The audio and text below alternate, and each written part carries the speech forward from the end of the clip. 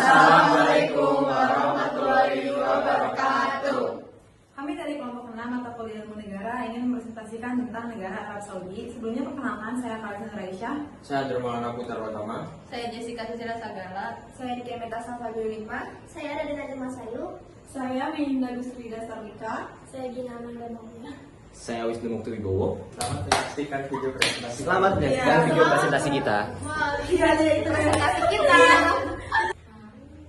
Oke teman-teman, di sini aku akan menjelaskan bentuk negara dari Arab Saudi. Bentuk negara Arab Saudi mempunyai bentuk negara kesatuan atau sentralis, yaitu merupakan negara yang pemerintah pusatnya memiliki kekuasaan penuh dan memegang kedudukan tertinggi dalam pemerintahan. Pada negara kesatuan, pemerintah membuat aturan yang menyangkut tentang nasib daerah secara menyeluruh.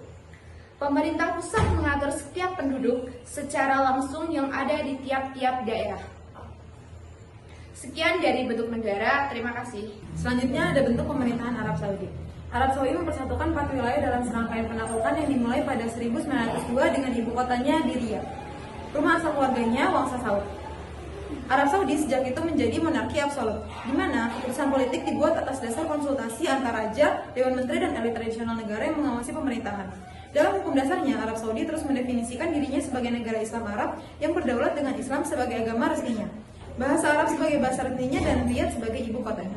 Sekian dari bentuk pemerintahan. Terima kasih. Materi selanjutnya adalah sistem pemerintahan. Sistem pemerintahan Arab Saudi adalah monarki absolut. Di Arab Saudi, raja memegang kekuasaan mutlak sebagai kepala negara sekaligus kepala pemerintahan. Raja dipilih berdasarkan garis keturunan dan memegang otoritas penuh atas pemerintahan, termasuk lembaga eksekutif, legislatif, dan yudikatif. Meskipun ada lembaga-lembaga tersebut, semuanya masih berada di bawah kontrol raja. Sekian dari saya. Selanjutnya di sini saya akan menjelaskan tentang pembagian kekuasaan. Yang pertama yaitu kekuasaan eksekutif. Kekuasaan eksekutif di Arab Saudi sekarang ini dipegang oleh raja. Raja yang menempati posisi raja saat ini adalah Raja Salman bin Abdulaziz Al Saud. Raja adalah kepala negara sekaligus kepala pemerintahan saat ini. Raja juga menunjuk seorang putra mahkota, yaitu seorang anaknya yang sekarang ini yaitu Muhammad bin Salman. Raja juga mengangkat para menteri termasuk Perdana Menteri sejak tahun 2022. Posisi ini sekarang juga dipegang oleh putra mahkota yaitu Muhammad bin Salman dan pejabat tinggi lainnya. Lalu yang kedua di sini saya akan menjelaskan tentang kekuasaan legislatif. Tidak ada parlemen yang dipilih rakyat secara demokratis. Fungsi legislatif dijalankan oleh Dewan Syura, Majelis Asyura, yaitu Dewan Penasihat yang anggotanya diangkat langsung oleh raja. Jumlahnya sekitar 150 anggota. Dewan ini tidak memiliki kekuasaan membuat undang-undang secara penuh, hanya memberikan saran dan pertimbangan kepada raja. Semua keputusan penting tetap berada di tangan raja. Yang ketiga ada kekuasaan yudikatif. Berdasarkan syariat Islam, hukum Islam, khususnya aliran Salafi dari mazhab Hambali, sistem peradilan dikelola oleh pengadilan syariah yang terdiri dari para kadi atau hakim agama.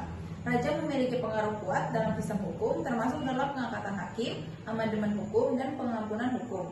Ada juga Mahkamah Agung yang merupakan pengadilan tertinggi, tetapi tetap berada di bawah kekuasaan raja. Selanjutnya saya akan membacakan yang keempat, yaitu kekuasaan keagamaan. Nah, kekuasaan keagamaan sendiri itu sangat berperan besar di Arab Saudi. Ulama atau tokoh agama memiliki peran dalam kebijakan negara, terutama dalam bidang hukum dan sosial. Lembaga keulamaan senior, Hayat Kibar Al-Ulama, berfungsi memberi fatwa dan masukan keagamaan pada raja. Hukum dan kebijakan publik didasarkan pada interpretasi agama Islam.